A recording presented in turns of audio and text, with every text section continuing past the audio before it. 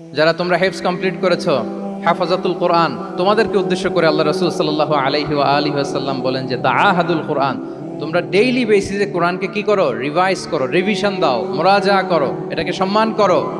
ফাইন্নাহু আশাদ্দু তাফাল্লুতান মিনাল ইবিলি ফি উকুলিহা, কেননা পোষ মানানো হয়নি এরকম কোন বন্য উট যদি এটা রশি ছেড়ে দেওয়া হয়, এটা যেমনি ছুটে পালায়, দৌড়ে পালায়, এটারে ফিরে আনা যেমনি কঠিন, কোরআন হেফজ করার পরে, মুখস্থ করার পরে কেউ যদি ভুলে যায়, ওইটারে আবার রিভাইভ করা তার চেয়েও বেশি কঠিন।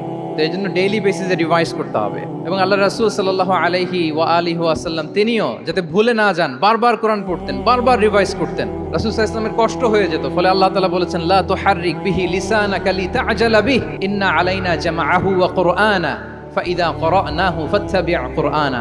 নবী, আপনি তাড়াহুড়ো করে, এত কষ্ট, এত প্রেশার আপনার উপর নেওয়ার দরকার নেই, আমি আপনাকে পড়িয়ে দেব।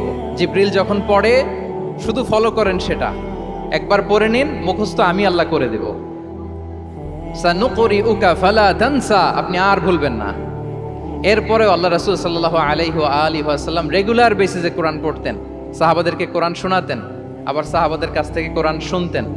সো এই কোরআনকে যদি তোমরা তোমাদের সিনায় আজীবনের জন্য রেখে দিতে চাও সযত্নে, তোমাদেরকে রিভিশন দিতে হবে। এখন খুব বেশি বেশি revise and revise, revise after revise তোমাকে দিতে হবে।